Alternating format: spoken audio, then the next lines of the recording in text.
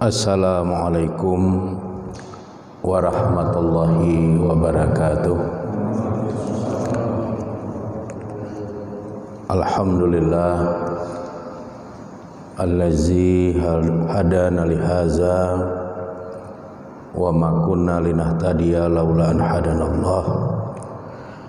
Asyhadu an la ilaha illallah wa asyhadu anna Muhammadan abduhu wa rasuluhu allazi la nabiyya ba'dah. Allahumma sholli ala Muhammad wa ala alihi wa ashabihi ajma'in. Radina billahi rabba wa bil islami dina wa bi Muhammadin nabiyya wa rasula. Amma yang saya hormati bapak-bapak dan ibu-ibu serta anak-anak kami yang dirahmati oleh Allah Subhanahu wa taala. Puji dan syukur kita sampaikan kehadirat Allah Subhanahu wa taala yang telah memberikan banyak nikmat dalam kehidupan kita. Mudah-mudahan sekecil apapun nikmat Allah itu, kita dapat mensyukurinya dengan baik, karena dengan cara mensyukuri nikmat itulah Allah Subhanahu wa taala akan memberikan tambahan nikmat yang lebih banyak dalam kehidupan kita. Selanjutnya selawat beriring salam tidak henti-hentinya kita mohonkan kepada Allah Subhanahu wa taala agar tercurahkan kepada Rasulnya Nabi Muhammad sallallahu alaihi wasallam beserta keluarga, para sahabat dan semua pengikut beliau yang setia hingga tegaknya hari berbangkit kelak. Adapun materi pengajian kita pada malam hari ini berkaitan dengan bulan dalam konsepsi Al-Quran. Bulan adalah salah satu dari benda-benda langit yang ada di angkasa luar yang Allah ciptakan. Tentunya penciptaan bulan itu diperuntukkan manfaatnya bagi kita sebagai manusia. Oleh karenanya kita perlu tahu tentang banyak hal berkaitan dengan bulan ini. Yang pertama, usia bulan ini lebih tua 1 miliar tahun bila dibandingkan dengan usia bumi. Usia bumi kita diperkirakan oleh para ahli kurang lebih 4,05 miliar tahun sampai dengan 4,54 miliar tahun. Itu usia bumi kita. Sedangkan usia bulan itu diperkirakan 5,05 miliar tahun sampai dengan 5,54 miliar tahun. Artinya usia bulan lebih tua 1 miliar tahun bila dibandingkan dengan usia bumi kita ini.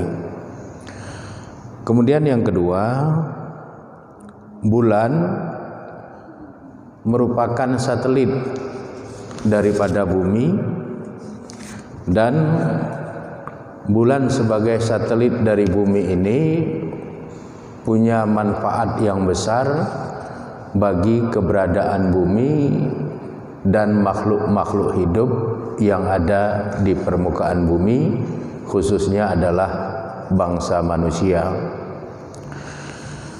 Bulan sebagai satelit bumi ini artinya pada saat bumi berputar pada porosnya yang melahirkan waktu sehari semalam 24 jam itu, berada di bawah pengaruh daya gravitasi bulan. Jadi daya gravitasi bulan itu mempengaruhi berputarnya bumi pada porosnya sehingga melahirkan waktu 24 jam sehari semalam. Kalaulah seandainya tidak ada bulan, maka bumi hanya berputar pada porosnya paling lama 6 sampai 12 jam saja. Itu artinya usia waktu di bumi akan jauh semakin singkat apabila Allah tidak menciptakan bulan dengan gravitasinya yang mempengaruhi berputarnya bumi pada porosnya. Oleh karenanya kita bersyukur kepada Allah Subhanahu wa taala bahwa dengan Allah Subhanahu wa taala menciptakan bulan tidak hanya indah untuk kita pandang, lebih-lebih pada saat bulan dalam keadaan purnama, tetapi dengan adanya bulan lalu ada gravitasi bulan. Dengan adanya gravitasi bulan itu bumi bisa berputar pada porosnya sehari semalam itu menjadi 24 jam seperti yang kita rasakan saat sekarang ini. Kemudian yang kedua, bulan sebagai satelit bumi, ini artinya bulan mempengaruhi keberadaan pasang surut dari air laut yang ada di permukaan bumi. Kalau seandainya tidak ada bulan, otomatis tidak ada gravitasi bulan. Kalau tidak ada gravitasi bulan, maka tidak terjadi pasang surut air laut. Jadi kenapa air laut bisa pasang, kenapa air laut bisa surut? Itu karena adanya daya gravitasi bulan terhadap air yang ada di permukaan laut. Untuk apa ada pasang, ada surut? Ini manfaatnya banyak. Di antaranya untuk pertanda bagi para nelayan kapan waktu yang tepat mereka untuk bisa turun ke laut untuk mencari rezeki. Berdasarkan keberadaan bulan, para nelayan bisa menghitung bulan tanggal berapa, kemudian air laut itu air berapa, dengan itu bisa diukur sehingga tepat waktunya untuk melaut atau tidak. Ilmu ini ada pada para nelayan.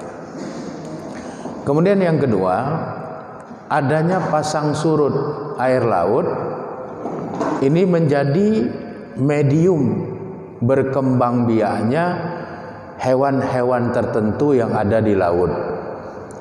Misalnya kita semua mengetahui tentang ikan salmon. Jadi kalau berbicara tentang ikan salmon, ini yang pertama langsung kita teringat gambar ikan yang ada pada kaleng sarden, itu gambar ikan salmon. Yang kedua, kalau kita masuk ke restoran Jepang, salah satu menu yang ditawarkan itu adalah sushi. Sushi itu adalah makanan yang dibuat dari daging ikan salmon mentah yang dimakan dengan cara dibubuhi cuka makan di atas permukaannya, lalu ikan itu dimakan mentah-mentah. Nah, ikan salmon itu tidak bisa berkembang biak di air asin, meskipun ikan salmon itu hidupnya di kawasan Samudra Pasifik dan di kawasan Samudra Atlantik. Tapi kalau dia mau bertelur, ikan salmon itu berenang sejauh 3000 km mencari sungai-sungai yang airnya tawar. Bagaimana ikan salmon dari laut bisa sampai ke sungai-sungai yang airnya tawar? Dia mengikuti arah gerak air pasang yang dari lautan sampai ke sungai. Setelah sampai ke sungai, dia berenang sejauh 3000 km, lalu dia bertelur di pasir di dasar sungai. Telur itu baru menetas setelah 6 sampai 20 minggu. Setelah ikan salmon kecil menetas, adaptasi di air tawar, kemudian pada saat musim air surut, anak-anak ikan salmon yang sudah bisa turun ke laut, dia akan turun ke laut, berenang mengikuti air yang surut dari sungai menuju kembali ke lautan. Kita bisa bayangkan kalau tidak ada daya gravitasi bulan, maka otomatis air laut tidak ada pasang, tidak ada surut, sehingga ikan salmon akan mati, akan punah, dan kita tidak akan pernah tahu lagi ada ikan salmon, karena ikan salmon tidak bisa bertelur di air asin, dia hanya bertelur di air tawar, meskipun habitat kehidupannya adalah air laut. Jadi kalau kita mengkaji sampai sedalam itu, alangkah maha kuasanya Allah, bahwa Allah Subhanahu wa taala menciptakan alam semesta ini, menciptakan benda-benda langit di luar angkasa sana yang begitu jauh jaraknya dari kita, tapi punya keterkaitan langsung dengan kehidupan kita dan kehidupan makhluk-makhluk Allah yang lainnya yang ada di permukaan bumi ini. Kemudian bapak-bapak dan ibu-ibu serta anak-anak kami yang dirahmati oleh Allah Subhanahu wa taala, bahwa bulan berdasarkan suhu yang dimilikinya ini tidak layak untuk dijadikan tempat tinggal, ya. Karena suhu yang ada di bulan itu sangat ekstrim. Suhu di bulan itu untuk kawasan yang terpapar oleh matahari sampai 127 derajat Celcius. Itu suhu bulan yang terpapar oleh matahari, yang mengakibatkan kalau kita lihat bulan itu mengeluarkan sinar. Itu suhunya 127 derajat Celcius. Sedangkan suhu bumi di mana kita bisa bertempat tinggal itu hanya sekitar 36-37 derajat Celcius. Kalau kita harus hidup di suhu 127 derajat Celcius, jelas kita tidak akan mampu bertahan lama. Kemudian untuk wilayah bulan yang tidak terkena oleh cahaya matahari, itu suhunya minus 158 atau minus 153 derajat Celcius. Jadi minus 153 derajat Celcius bagi wilayah bulan yang tidak terkena oleh cahaya matahari, ya. Sedangkan kita hidup, jangankan sampai minus, sebelum minus saja kita sudah mengalami banyak kesulitan. Oleh karenanya bulan itu tidak cocok untuk menjadi tempat tinggal bagi manusia. Tapi kenapa manusia mensurvei bulan? Manusia mensurvei bulan itu untuk mencari alternatif-alternatif yang barangkali tidak ada di bumi, ada di bulan. Bulan tidak cocok untuk tempat tinggal karena memiliki suhu yang sangat ekstrim. Bulan hanya cocok bagi manusia untuk tempat rekreasi, untuk tempat piknik. Jadi kalau udah capek piknik di bumi ini, pikniklah ke bulan. Ya. Setelah itu pulang lagi, karena nggak bisa tinggal di sana berlama-lama. Suhu bulan itu yang terpapar matahari 127 derajat Celcius. Daerah yang tidak terkena paparan matahari suhunya 153 derajat Celcius. Minus 153 derajat Celcius. Jadi kalau kita tinggal di sana, ya pulang sudah dalam bentuk es. Nah, jadi jangan lama-lama kalau piknik ke bulan. Nah, ini harus kita pahami ilmunya. Kemudian bulan ini terlihat lebih indah dari bintang dan matahari karena tampilan bulan itu kalau dilihat dari bumi selalu berubah-ubah. Ada yang disebut dengan hilal. Hilal itu bulan dalam bentuk sabit. Ya, hilal dalam bentuk sabit. Atau hilal dalam bentuk anak bulan. Setelah hilal, maka kemudian muncul al-qamarul qus. Al-qamarul qus itu muncul bulan dalam bentuk busur. Bulan dalam bentuk busur panah ini lebih besar sedikit dari hilal. Baru kemudian berubah lagi menjadi al-qamar. Dari al-qamar al-qus menjadi al-qamar, menjadi bulan. Bulan yang bulatnya belum sempurna. Baru kemudian berubah lagi menjadi al-badru. Bulan dalam bentuk yang sempurna bulatannya, yang kita kenal dengan istilah bulan purnama. Itu namanya al-badru. Nah, jadi bulan purnama itu dalam bahasa Arab tidak disebut lagi dengan al-qamar, tapi sudah disebut dengan al-badru. Bulan dalam keadaan bulat penuh, atau bahasa kita dalam keadaan purnama. Kemudian bulan nanti berubah lagi menjadi al-qamarul qus lagi.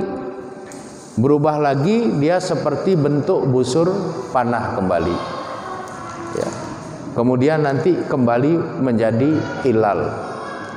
Nah, cerita tentang ini meskipun belum diceritakan di dalam ilmu dan pengetahuan yang berkaitan dengan angkasa luar, sudah difirmankan oleh Allah Subhanahu wa taala lebih dari 1400 tahun yang lalu pada saat kita membaca surat Yasin.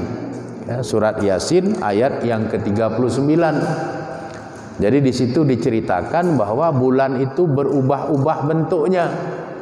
Dimulai dari al-hilal, kemudian al-qamarul qus, kemudian al-qamaru, kemudian al-badru, kemudian al-qamaru lagi, kemudian al-qamarul qus, kemudian al-hilal lagi. Jadi itu sudah diceritakan di dalam surat Yasin ayat ke-39. Wal qamara qadarnahu manazil, dan bulan itu ya, beredar sesuai dengan ketentuannya di garis edarnya, hatta ada, sampai dia kemudian kembali kal urujunil qadim, berbentuk seperti mayang kurma yang sudah tua. Jadi mayang kurma yang sudah tua itu bentuknya seperti busur panah. Artinya dari bulan sabit dia berubah menjadi al-qamarul qus, bulan berbentuk busur, kemudian dia menjadi al-qamar, bulan yang belum sempurna bulatnya, lalu dia menjadi al-badru, bulan yang sempurna bentuk bulatnya, atau bulan purnama, kemudian dia kembali menjadi al-qamaru, bulan yang tidak sempurna bulatnya, lalu dia kembali menjadi al-qamarul qus, bulan yang berbentuk busur panah, lalu dia akan kembali menjadi al-hilal, bulan berbentuk sabit. Jadi itulah uniknya bulan sebagai salah satu benda yang ada di luar angkasa yang harus kita pahami. Kemudian yang kedua, dalam perjalanan mengitari bumi, jadi bulan itu berjalan mengitari bumi. Jarak bulan pada saat mengitari bumi itu berbeda-beda sesuai dengan jauh dekatnya garis edar bulan itu sendiri. Jarak terdekat bulan dengan bumi itu sejauh 221,463 mil. Itu jarak terdekat bulan dengan bumi. Kemudian jarak terjauh bulan dengan bumi itu 252.710 mil. Jadi jarak bulan bumi itu ada jarak terdekat, ada jarak terjauh. Tergantung pada saat bulan berputar mengitari bumi. Kemudian